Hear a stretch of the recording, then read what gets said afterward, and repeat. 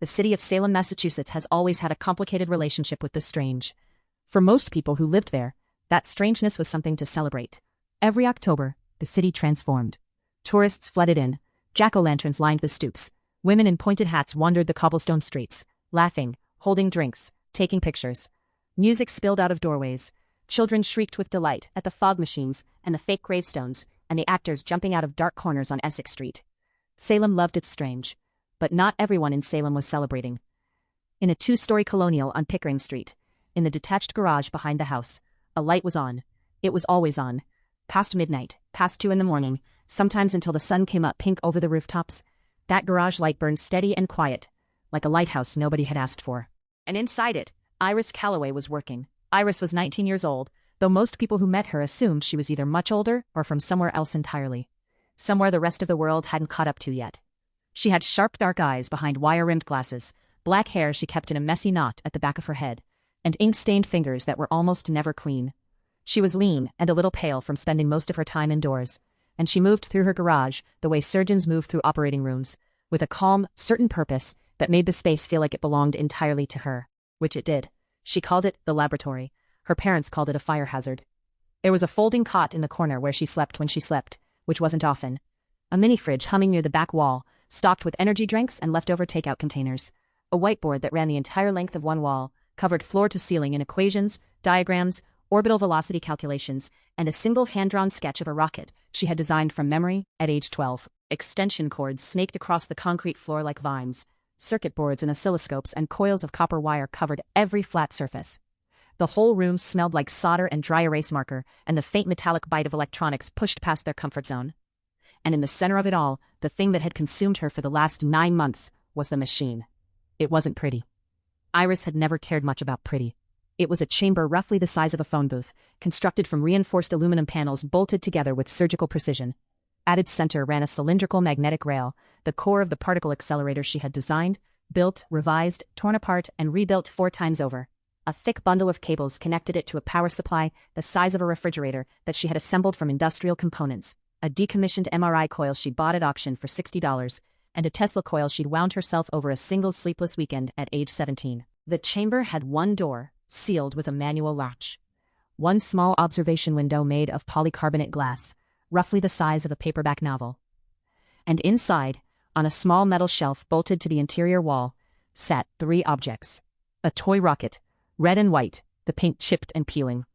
A stuffed bear missing one eye, its fur matted and worn thin. A small ceramic figure of a horse, one leg cracked and glued back together. Toys from her childhood. Old things, raggedy things. And if Iris was right, if the math was right, if 9 months of work and countless failed attempts had finally pushed her to the edge of something real, those toys would emerge from the chamber looking brand new. The theory was elegant, at least in her mind. Particle accelerators worked by taking matter, atoms, subatomic particles, and moving them at extraordinary speeds through magnetic fields. In conventional physics, this was how scientists smashed particles together, to study what was inside them. But Iris wasn't interested in smashing. She was interested in something stranger and more ambitious. She had believed since she was 16 years old, reading late into the night with a highlighter and a legal pad, that under specific conditions, a focused magnetic field could do something no physicist had officially proven. It could reverse the entropic state of matter.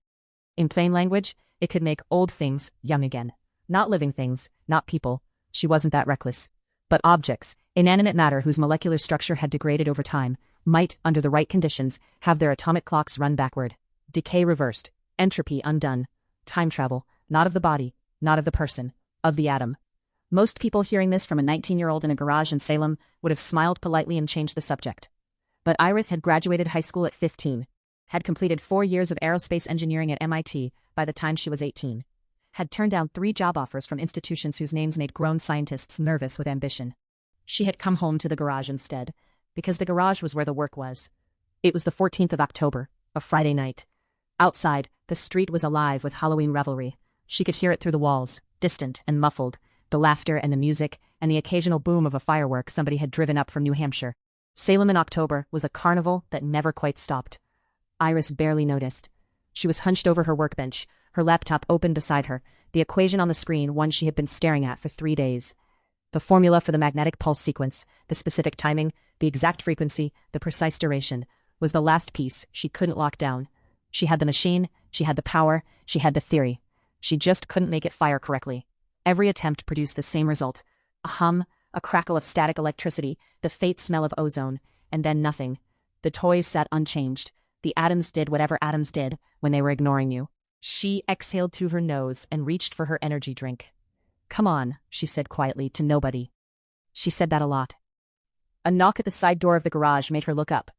The door opened before she could answer, because the person on the other side had been walking through that door without knocking since they were both 7 years old, and old habits were hard to break.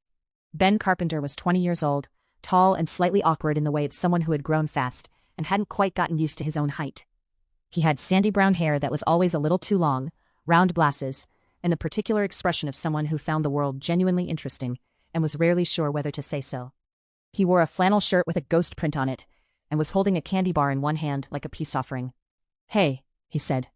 "Hey," Iris said, not looking up from the screen. "It's almost midnight." "I know." Ben looked around the garage the way people look around a place that both impresses and slightly terrifies them. He had seen the machine in every stage of its construction, had listened to Iris explain it more times than he could count, and still wasn't entirely sure he understood what it did. He understood enough to know that it was serious, enough to know that when Iris got this quiet and this focused, something was either about to work or about to go sideways. "You eating?" he asked. "I had something." "When?" She paused. "Yesterday." He crossed the room and set the candy bar on the corner of her workbench. She didn't acknowledge it, but they both knew she'd eat it eventually. "People are doing the thing outside," he said, nodding toward the wall. "I know. The Salem thing, the costumes, I know, Ben." He sat on the edge of the workbench across from her and looked at the machine. The observation window glowed faintly from the light inside. "How close are you?" he asked. Iris was quiet for a moment. Then she said, "Close, I think, maybe. I keep getting the sequence wrong and then nothing happens, but the math is right."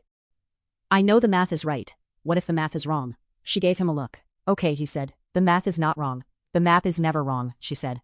"I just haven't figured out how to talk to the machine yet." Ben nodded slowly. He'd learned a long time ago that Iris's metaphors were often more precise than other people's explanations. "I'll let you work," he said, standing. "My parents want to know if you want to come to dinner tomorrow." "Maybe." "That means no. That means maybe." He headed for the door, then paused. "Get some sleep at some point."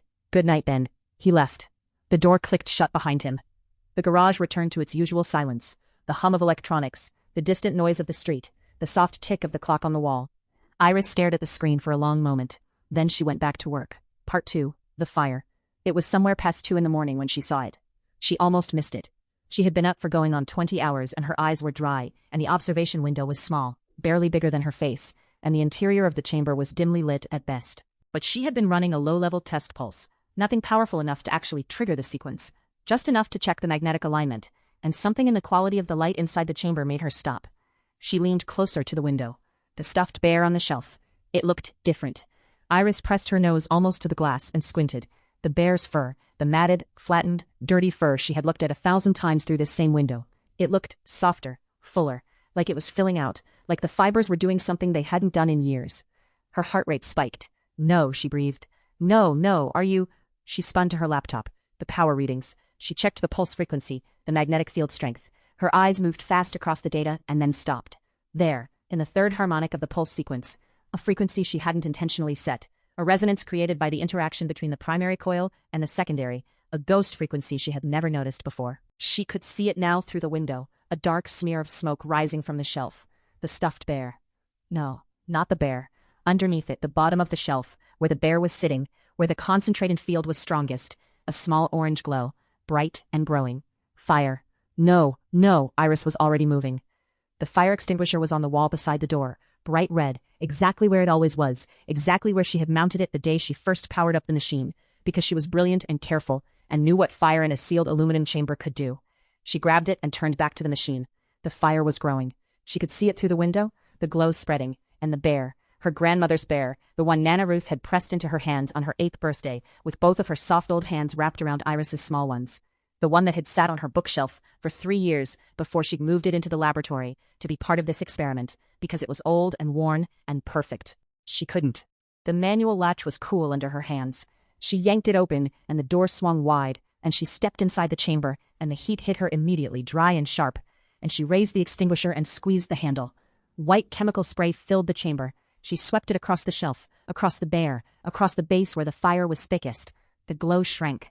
The smoke billowed. She coughed, waving it away, and sprayed again, and then, clang, the door. She spun. The door had swung shut behind her. The latch, the manual latch she had designed herself. She had designed it herself. She knew exactly how it worked. She knew the latch had caught. Automatic safety interlock. She had built it in. If the door closed while the machine was in an active power state, the interlock engaged to prevent pressure loss from the magnetic containment field. She had thought it was a good idea at the time. She thought a lot of things had been good ideas at the time. Iris grabbed the door handle and pulled. Pulled hard. Rattled it. The latch held solid as a bank vault. Outside, she could hear it now, the low rising hum of the machine cycling up, the new sequence she had programmed, the one that was working, the one that was running right now with her inside the chamber. No, she said. No, no. She slammed her palm against the door. Again, again. Mom, Dad, her voice in the small metal chamber was deafening and useless. The walls were reinforced aluminum 2 inches thick, soundproofed, not intentionally but effectively. Ben, please, somebody. The hum deepened. She could feel it in her teeth now, in the bones of her jaw. The air inside the chamber was changing. She could feel the static charge building, the fine hairs on her arms lifting, the hair at the back of her neck rising strand by strand. She pressed her back against the door and looked at the shelf. The toys were still there, the charred base of the shelf, the rocket, the horse, the bear, wet with extinguisher foam. And then, slowly, impossibly, they began to blur. Not blur like something out of focus, blur like something being erased. Like reality was quietly reconsidering them. The rocket first, the edges of it softening, the lines of it dissolving into the air around it until it was gone. Then the horse, then the bear, gone. And then the walls, the aluminum panels, the ones she had bolted together herself over 4 weekends, they were going too. Fading, dissolving. And through them, like a film developing in real time, something else was appearing. Not her garage, something darker, older. Wood, rough-hewn wooden planks replacing the metal walls. And beyond them, sky. A night sky, dark and vast, lit by more stars than she had ever seen in Salem because there were no city lights to wash them out, no street lamps, no neon, nothing. Just stars, staggering and silent, from horizon to horizon. The machine sputtered, the hum dropped, and then everything went quiet. Part 3, 1692. Iris stood very still for a long moment. The machine's door swung open. The latch had released. The power state was gone. The field collapsed, and with it, the interlock disengaged. She pushed the door, and it opened, and she stepped out. And she was not in her garage. The machine sat in a small clearing of hard-packed earth. Around it, the ground was bare and brown, the grass short and dry. Behind her, where the garage should have been, where Pickering Street should have been, there was nothing but open land, and a low wooden fence, and beyond it, a garden. Vegetables, she thought. Squash and what might be corn, the stalks dry and done for the season. To her left, a house. Timber-framed, small, with small windows and a steep roof. A horse stood at a post out front, dark brown, watching her with round, liquid eyes. To her right, more houses, spread out, far apart. The road between them was dirt, rutted by wheels, soft at the edges where the morning dew had not yet dried. Except, she looked at the sky. It was night. A full moon, enormous and silver, hanging over the tree line. A full moon and stars. No streetlights, no cars, no sound of the city at all. She turned in a slow circle, her breath coming fast and shallow. And then she saw the sign. It was a hand-carved wooden board mounted on a post at the corner of the road. She walked to it, stood in front of it, read it twice to make sure. Salem, Massachusetts, population 136. And below that, in smaller letters, the year. 1. Iris Calloway, who had graduated high school at 15, who had built a particle accelerator in her garage, who had mapped orbital trajectories in her head for fun since she was 12 years old. Iris Calloway stood in the middle of colonial Salem on a moonlit October night in 1692, and felt, for the first time in a very long time, completely and utterly lost. She knew the year. Of course she knew the year. She knew it the way she knew everything, completely, structurally, with all of the terrible weight of context it carried. 1. The Salem witch trials. Between February of 1692 and May of 1693, more than 200 people in Salem had been accused of witchcraft. 19 had been hanged. 1 man had been pressed to death under heavy stones. At least 5 had died in custody. The whole thing had begun with a group of young girls claiming to be afflicted by the devil, and had spiraled with terrifying speed into a community eating itself alive. Neighbor accusing neighbor, fear feeding fear. Rationality crushed under the wheel of mass hysteria. She knew all of this. She also knew that she had just materialized out of a metal machine in a flash of electricity and light, in the middle of Salem, in October. Okay, she said quietly, to herself, to the night, to nobody. Okay, think. The machine. She turned back to it. It sat in the clearing, its aluminum panels dull in the moonlight, looking every inch the alien artifact it was in this time and place. The door was still open. She went back to it and looked inside. The shelf was empty. Of course it was. The toys, the rocket, the horse, the bear, they were from her time, manufactured in years that hadn't happened yet. They had returned, apparently, to whenever they belonged, or they had simply ceased to exist in a time before their existence. She didn't know which, and it didn't matter right now. What mattered was the control panel. She reached in and touched the screen. Dark. The machine had died when the field collapsed, a power dropout, the capacitors drained. She would need to recharge the power supply before she could reactivate the sequence. She needed to assess the damage from the fire, check the primary coil alignment, recalibrate the pulse sequence. She had done it once. She could do it again. But she needed time, and she needed to be invisible. A noise made her look up. The door of the nearest house had opened, spilling warm candlelight into the dark yard. A figure stepped out, young, maybe 17 or 18, carrying a wooden bucket in each hand. He set the buckets down by the horse post and checked the animal's water, and then he looked up and saw her. He froze. She froze. For a moment, neither of them moved. Then he took a cautious step toward her, squinting in the moonlight, his gaze going from her to the machine and back again. He was not tall, but he was solid, with a square, honest face, and dark eyes, and teeth that were a little crooked, the gentle buck teeth of someone who had never worn braces, in a time when braces did not exist. He wore a linen shirt, a plain dark waistcoat, heavy woolen breeches, and boots that looked like they had been worn every day for years. He looked, she thought with a sudden strange jolt, a little like Ben. Not exactly. Not in any feature she could specifically name, but in the set of his eyes, in the slightly cautious way he held his curiosity, in the way he was clearly thinking hard about what he was looking at. He looked like Ben would look if Ben had been born 330 years earlier. "Good evening," he said carefully. His accent was strange. Not quite British, not quite American, somewhere in between, clipped and formal, nothing like anything she'd heard before, except in old films. "Hi," she said. His eyes went to her clothes. She was wearing what she always wore in the garage, jeans, worn at the knees, and a gray pullover sweatshirt with MIT written across the chest in faded letters. She might as well have been wearing a spacesuit. "That," he gestured at the machine. "What is that?" "It's complicated," she said. Are you well? Are you injured?" "No, I'm fine. I'm just..." She stopped, took a breath. "I'm not from here." He considered this. "Where are you from?" She looked at him for a moment. "Nearby," she said. "Kind of." He nodded slowly, apparently deciding this was a reasonable answer under the circumstances. "My name is Wallace," he said. "Wallace Carpenter." The name landed in her chest like a stone dropping into still water. Carpenter. Ben Carpenter. She stared at this boy, at his dark eyes and his careful expression, and the quiet intelligence she could see working behind his face. And something rose in her throat that was not quite laughter, and not quite crying, but existed somewhere in the vicinity of both. "Carpenter," she repeated. "Yes. Wallace Carpenter." "That is correct." He tilted his head. "Are you quite certain you are well?" "Yes, sorry. My name is Iris. Iris Calloway." He nodded. "Iris, that is a fine name." He looked at the machine again. "What is this device?" She glanced at it, at the aluminum panels, the cables, the dead control screen. "It's how I got here. And it's how I have to get back." He was quiet. "Get back?" he said. "From where?" She met his gaze. In the moonlight his face was open and unreadable at the same time. "From a long way away," she said. "I know that doesn't make sense. I know how it looks." "And I know." She looked around at the dark houses, at the dirt road, at the wooden fences, and the smell of wood smoke hanging in the cool night air. "I know where I am, and when I am, and I know I need to fix my machine and leave as fast as I can, and I need no one to notice me while I do it." "Please." Wallace looked at her for a long, searching moment. Then he picked up his buckets. "Come inside," he said, "before someone sees."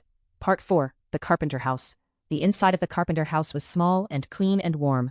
A fire burned in the large hearth that dominated the main room. A wooden table sat at the center, surrounded by simple chairs. Tallow candles burned on the mantel and on the table, throwing everything into warm, gold shadow. It smelled like wood smoke and cooking herbs, and the particular clothes smell of a house sealed up against October cold. An older woman sat by the fire, small and broad-shouldered, with capable hands and shrewd eyes. She stood up when Iris entered, and her expression moved through surprise, assessment, and careful neutrality in about 2 seconds. "Mother," Wallace said, "this is Iris. She needs shelter, briefly." His mother looked at Iris, at her strange clothes, at the dark circles under her eyes, at the chemical stains on her hands from the fire extinguisher. Iris thought about lying. "Not yet," she said. but I might be soon if anyone saw me arrive. The woman sat back down, folded her hands in her lap. Then you will sleep in the loft. Wallace will bring a blanket. She looked at the fire. And you will eat before you sleep. You look like you haven't eaten in days. Iris opened her mouth and then closed it. She thought of the candy bar Ben had left on her workbench what now felt like a century ago, literally. Thank you, she said. Wallace's father was a quiet man, thick-bearded and tired. The tiredness of someone who worked with his hands from before dawn until after dark every day of his life. He looked at Iris with wariness and said little. But he did not tell her to leave. And in the economy of that time and that place, Iris understood that this was a significant form of welcome. There was a sister too, a girl of about 12 named Patience, with braids and enormous eyes, who stared at Iris's sweatshirt with open fascination. What does it say? Patience asked, pointing at the MIT letters. It's the name of a school, Iris said. A school for girls? For anyone. Patience considered this with visible skepticism. Schools for anyone were not a common feature of 1692 Massachusetts. After the meal, a thick vegetable stew that Iris ate 2 bowls of without stopping, she sat with Wallace at the far end of the table, while his parents spoke quietly by the fire, and Patience had been sent to bed, the candle between them threw soft shadows. How long will it take, he asked, to repair your device? I don't know. A day, maybe 2. She was running calculations in her head as she spoke. The power supply needed time to charge. The primary coil needed to be inspected for heat damage. The pulse sequence needed to be re-entered from memory, because all her notes were in 2026. The hardest part is the math. I have to remember everything exactly. You built it yourself? Yes. He thought about this for a long moment. A woman built that machine. She had barely slept. Her mind had been turning over the repair sequence all night, working through it systematically the way she worked through every problem. Start at the beginning, follow the logic, don't skip steps just because you think you know the answer. Wallace found her outside at first light, crouched beside the machine with the access panel removed, peering into the innards of the power supply with an expression of focused intensity. He set a cup of something hot beside her. Cider, she discovered, warm and sweet and nothing like anything she'd ever tasted. He crouched on his heels and watched her work. What are you doing? He asked. Checking the capacitors, she said. The fire damaged the heat shielding on the lower bank. I need to isolate the damaged cells and reroute the power draw through the remaining ones. He was quiet. I do not understand most of those words. The fire hurt part of it. I'm making the rest of it work harder to compensate. Ah, he nodded. Like a team of horses. If one is lame, the others pull more. She paused. Yes, she said. Exactly like that. But the morning did not stay quiet. By midday, word had spread. Of course it had. In a town of 136 people, a metal machine appearing from nowhere in the carpenter's clearing, and a strangely dressed girl walking out of it, was not a thing that stayed secret long. Iris heard it before she saw it. Voices in the road, low and urgent, and then the sound of a horse, and then another. She looked up from the machine, and through the wooden fence, saw 2 men on horseback, stopped in the road, staring. She ducked back behind the machine. Wallace, she said quietly. He was already moving toward the fence, casual and deliberate, placing himself between the machine and the road. Good day, he called to the men on horseback. One of them leaned forward in his saddle. What is that thing, Carpenter? A device for my father's millwork, Wallace said easily. Recently arrived from Boston. The men exchanged a glance. They didn't look convinced, but they rode on. Wallace came back and crouched beside Iris. That will not hold, he said quietly. I know, she said. I'm working as fast as I can. Part 5. Jeremy Flynn. It was in the afternoon of that first day, when Iris had come inside to warm her hands and eat the bread Wallace's mother had left for her, that she first saw Jeremy Flynn. He came to the carpenter door with his hat in his hands, the way men in that time came to doors when they had something difficult to say. He was perhaps 20 or 21, with light hair and an open face that was currently wearing an expression of grim determination. He looked at Iris when he entered, and she looked back at him. And there was a moment of assessment between them, 2 people deciding quickly what they thought of each other. I heard about the girl, he said to Wallace, not taking his eyes off her. And, Wallace said carefully, and I want to help. He looked at Iris directly. I know what people are saying. I know how fast it moves in this town. And I know, he stopped. His jaw worked for a moment. I know what happens when it moves too fast and no one stops it. He sat down at the table and told them about the girl. Her name had been Mary. She had been 17 and clever, and she had known more about herbs and healing than anyone in the town, which in Salem, in 1692, had been her misfortune. Someone had accused her. Someone else had agreed. The court had decided in 3 days. Jeremy had tried to speak for her, had stood in that court and said as plainly as he knew how that Mary was no witch, that she was a good person and a good neighbor, that what people were calling witchcraft was knowledge and nothing more. It had not mattered. He had watched from the crowd on a cold morning, and there was nothing he could do, and he had lived with it every day since. He looked at Iris across the table. "You are not a witch," he said. It wasn't a question. "I'm an engineer." He didn't know the word. She could see it on his face. But he nodded as if he did, as if the specifics mattered less than the truth underneath them. "How long do you need?" he asked. "Another day. Maybe less if everything goes well." He turned to Wallace.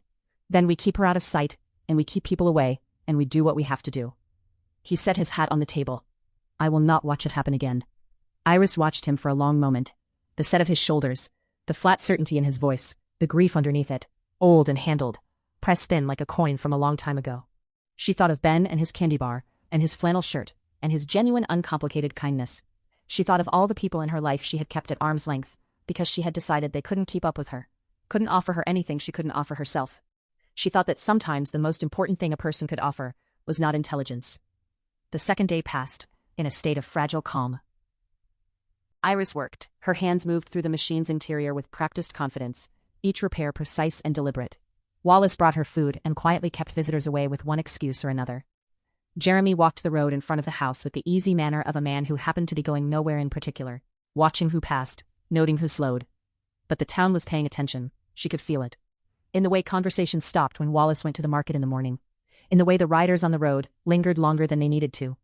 In the way Patience came inside one afternoon and told her mother, very quietly, that some of the women at the well had been talking. About the strange machine. About the girl who had come out of it. About what it might mean. And then the mayor came.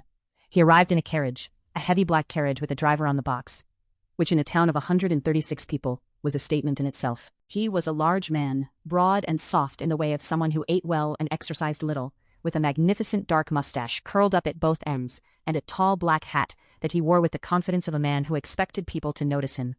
He came to the carpenter door himself, knocked with one heavy fist. And when Wallace's father opened it, he said, "I am here to speak with the girl." They sat across from each other at the carpenter table. Iris with her hands folded on the wood, very still. The mayor with his hat on the table, and his eyes moving over her the way a merchant looks at goods he's considering buying, calculating, suspicious, wanting to find the flaw. He asked her questions. Where was she from? Who were her parents? What was her faith? What was the machine? How had she come to be here? Iris answered carefully. She had spent the previous night preparing for this, the same way she had prepared for thesis defenses. Anticipate the questions, know your answers, project absolute certainty even when you are absolutely terrified. She was from a family in Massachusetts. Her parents were good people. She was a natural philosopher, a term she had looked up in Wallace's small collection of books, the closest approximation to scientist that existed in this vocabulary. The machine was an instrument of study, of measuring natural forces. She had come here following those forces. He listened. He asked a few sharp follow-up questions, and she answered those too, cleanly, without hesitation. When it was done, he sat back and studied her. "You are a clever girl," he said. "I am," she agreed. His eyes narrowed slightly at the lack of deference in her tone. But he stood, and took his hat, and said, "I will be watching you." "I understand," she said. He left. Wallace exhaled from his position by the wall where he had been standing motionless for 20 minutes. "That went as well as it could," he said. Iris nodded, but she was already running the timeline in her head. The mayor hadn't believed her. That was not the same thing as safety. That was a clock. "I need to work faster," she said. Part 6. The verdict. On the third day, the town held a court. Iris wasn't there. She had stayed inside, working, while Jeremy and Wallace listened from the back of the meeting house. She had one hand inside the machine's primary coil housing, and her mind split between the wire connectors and the sound of the door, waiting. When Jeremy came through it, she knew from his face before he spoke. He crossed the room in 4 strides, breathing hard. "Guilty," he said. The word was not a surprise. She had known it was coming. She had known since the moment she'd read that sign, Population 136, 1692, and felt the whole terrible weight of this place and this year pressing down on her. She had known and she had worked, and she had hoped that knowing would make it easier. It didn't. "How long?" she said. "They will come tonight, after dark." He looked at the machine. "How close are you?" "The capacitors are at 70% charge. I need the sequence, I need more time." "You don't have more time," he said. Wallace appeared in the doorway behind him. His face was controlled, the way people's faces get controlled when they are afraid and refusing to show it. "They will come to the house," Wallace said, "and we will not give you up. But Iris, they will not negotiate, not when the court has ruled, not in this town." The 3 of them stood there in the small room and looked at each other. Outside, Salem was going about its late afternoon business, the sounds of the day winding down, horses and tools and voices, ordinary sounds that felt surreal in their ordinariness. "Okay," Iris said. She turned back to the machine. Then we do this now. Part 7, the last hour. The sun set. Iris worked by candlelight, which was significantly worse than working by LED, but was what she had, and she made it work. Her hands moved through the machine with absolute focus, each connection double-checked, triple-checked. Wallace's mother brought a candle and set it beside her without a word, and Iris did not look up, but said thank you, and the woman patted her once on the shoulder, and went back inside. Jeremy stood outside, watching the road. Wallace's father had moved the horse to the far side of the house, away from the road, quiet and deliberate, the preparations of a man who had decided which side of a line he stood on. The capacitors hit 80%. 85. Iris closed the access panel on the power supply, checked the cable connections one by one. The primary coil, she reached through the door, and touched the housing with 2 fingers, feeling for heat. Cold. Good. The repair had held. She pulled up the control panel. The screen glowed in the dark of the clearing, impossibly modern, impossibly bright. She started entering the sequence from memory. The frequency. She had it. She could see it in her mind, the way she saw all numbers, clean and exact, like something written in a language she had always spoken. She typed it in. The pulse duration, the harmonic, the magnetic field parameters. She had built this machine from scratch. She had designed every system in it. She could remember it the way a musician remembers a piece they have played 1,000 times, not by thinking, but by knowing, the fingers moving before the mind catches up. 90%. Jeremy's voice from outside. They're coming. She didn't stop. The pulse timing, the compensation offset for the secondary coil. She had adjusted this during the repair. She needed to account for that. 43 milliseconds, not 40. 43. She heard them before she saw them. Hoofbeats on the dirt road. More than one horse. Voices, low and serious. The voices of people who had convinced themselves they were doing the right thing, which was the most dangerous kind of voice there was. Wallace came to the door of the clearing. Iris. I know. They are, I know. 94%. A pounding on the front door of the Carpenter house. Loud, insistent, the sound of authority sure of itself. Give her up. The voice was rough and carried. Give her up or the house goes with her. Iris heard Wallace's father's voice in response, steady and quiet. She couldn't make out the words, but she could hear the steadiness of it, the refusal, and something in her chest ached at the courage of it. She heard Jeremy, outside. Sir, there is no warrant for. The crack of something hitting flesh, a grunt of pain. Iris looked up. Through the gap in the fence she could see Jeremy on the ground, one hand against his face, the light of torches making everything orange and sharp. A man standing over him, large and angry, the torch in one hand and something worse in his expression.